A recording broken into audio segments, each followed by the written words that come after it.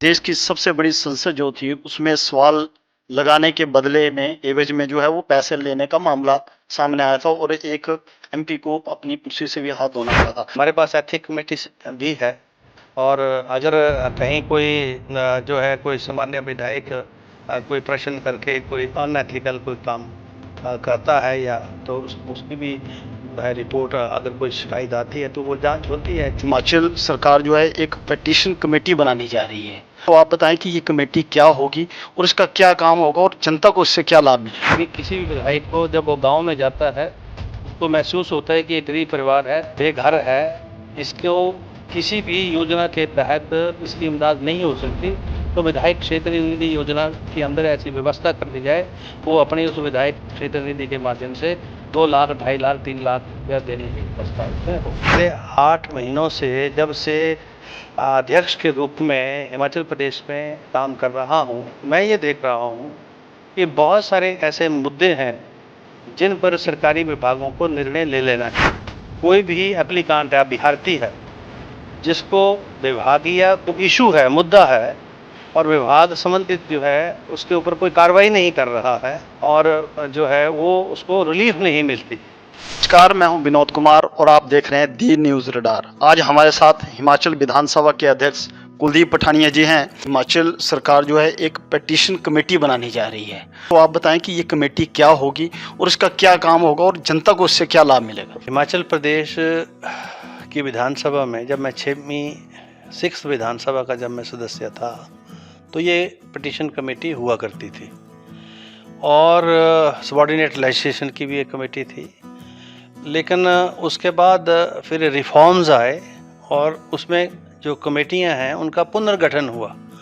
तो standing committee हैं कुछ जो डिपार्टमेंट से रिलेटेड है, तो पिटीशन कमेटी को जो है हटा दिया गया क्योंकि बहुत सारे प्रदेशों के अंदर अभी भी विधानसभाओं में पिटीशन कमेटी है। अभी असम की पिटीशन कमेटी हिमाचल प्रदेश के दौरे पर थी। पिछले 8 महीनों से जब से अध्यक्ष के रूप में हिमाचल प्रदेश में काम कर रहा हूँ, मैं ये देख रहा हूँ कि बहुत सारे ऐसे मुद्दे हैं जिन पर सरकारी विभागों को निर्णय ले लेना चाहिए। कोई भी एप्लीकांट है, अभ्यर्थी है, जिसको विभागीय इशू है, मुद्दा है और विभाग संबंधित जो है उसके ऊपर कोई कार्रवाई नहीं कर रहा है और बेचारा जो है दरखास्त कभी जो है विधायक के पास देता है, कभी मंत्री के पास देता है, एग्जामिन होती रहती है, सेक्रेटेरिएट में पड़ी रहती है, डायरेक्टरेट में पड़ी रहती है और जो है वो उसको रिलीफ नहीं मिलती, या रिजेक्ट हो जाए या एक्सेप्ट हो जाए। तो ऐसे वो सारे मुद्दे जो हैं उस पिटीशन कमेटी के माध्यम से एक पिटीशन, दरखास्त, एप्लीकेशन जो है पिटीशन कमेटी को विधानसभा में जाएगी। जिस भी विभाग से कंसर्न होगा कमेटी भेजेगी और कमेटी वहाँ से उस पर रिप्लाई लेगी।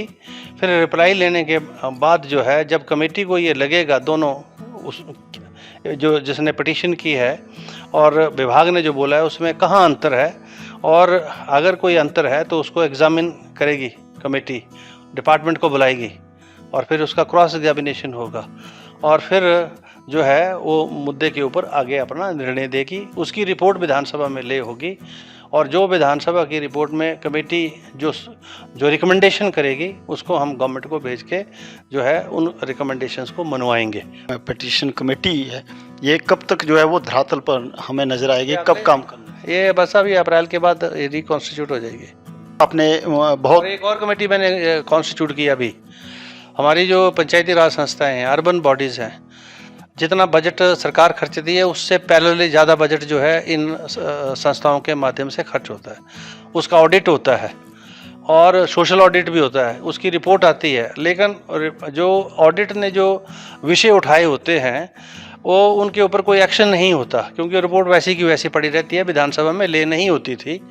अब मैंने विधानसभा में ये जो पब्लिक जो पंचायती राज संस्थाएं हैं, अर्बन बॉडीज़ हैं, इनसे मुतल्लिक जो ऑडिट पैराज होंगे, जो रिपोर्ट होगी वो विधानसभा में ले होगी और विधानसभा की एक समिति मैंने जो है इस विषय पर जो है ये बना दी है, जिसके चेयरमैन इंद्रदत्त लखनपाल हैं, उसके 8-9 मेंबर हैं जो उन सारे विषयों को जो ऑडिट रिपोर्ट के माध्यम से इंकित हुए हैं उन पर देखेगी, निरीक्षण करेगी और अपनी रिपोर्ट विधानसभा में सबमिट करेगी। तो ये एक तो मैंने बना दी, दूसरी मैं बनाने वाला हूँ। ये मुख्यमंत्री जी ने अभी जो प्राकृतिक आपदा हिमाचल पे आई थी और उससे जो प्रभावित लोग हुए हैं उनको जो है वो जो पहले 1.5 लाख रुपए अनुदान दिया जाता था सहायता के रूप में, इस बार जो है वो पहली बार हिमाचल में 7-7 लाख रुपए दिया गया।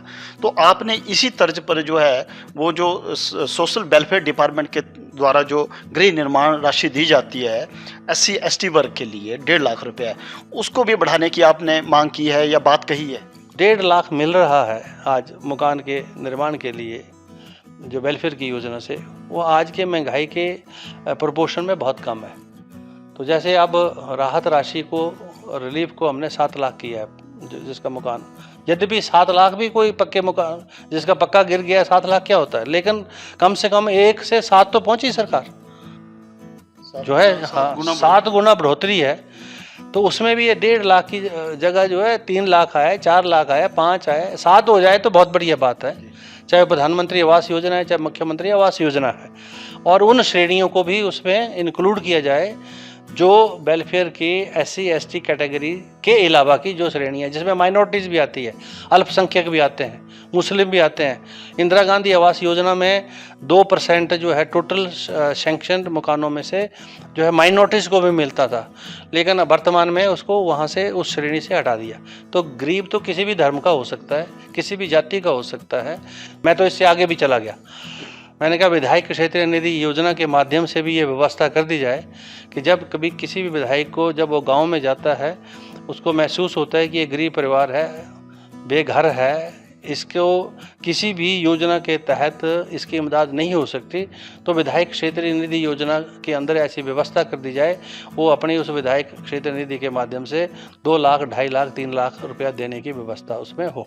तो सरकार क्या सर आपके इस प्रस्ताव पर विचार कर रही है? मैंने प्लानिंग बोर्ड को भेज दिया है, लिख के भेज दिया। और आप वर्तमान में हिमाचल विधानसभा के अध्यक्ष पद पर विराजमान हैं सर। तो जैसा आपके ध्यान में है सर कि कुछ वर्ष पहले जो है देश की सबसे बड़ी संसद जो थी उसमें सवाल लगाने के बदले में, एवज में जो है वो पैसे लेने का मामला सामने आया था और एक MP को अपनी कुर्सी से भी हाथ धोना पड़ा था। अभी इसी तरह का एक और मामला देश भर में चर्चा में बना हुआ है। तो क्या सर हिमाचल विधानसभा में जब भी कोई सवाल लगता है, कोई भी चुना हुआ प्रतिनिधि जब सवाल लगाता है, उसमें किसी लेन देन की बात तो नहीं है? क्योंकि हिमाचल में भी पिछले दिनों जो है वो एक ऐसा मामला जो है वो चर्चा में बना था कि किसी एक विधायक ने सवाल लगाया था और वापस बाद में ले लिया था। तो इस मामले पर आप क्या कहेंगे कि हिमाचल विधानसभा में इस तरह की व्यवस्था कोई की गई है कि जो ये देख सके सर?